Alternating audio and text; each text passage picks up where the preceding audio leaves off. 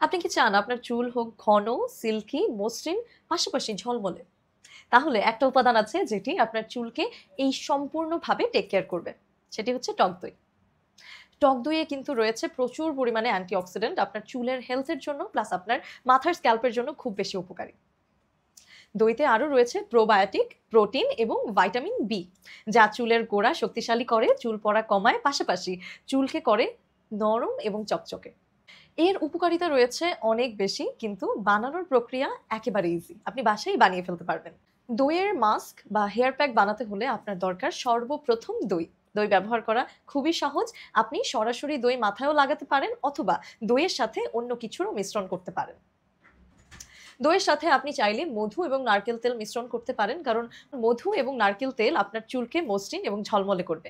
আপনার চুলের গোড়া করবে শক্ত। পাশাপাশি এই মিশ্রণটি আপনার স্ক্যাল্পেও খুশকি দূর করতে খুব বেশি হেল্প করবে।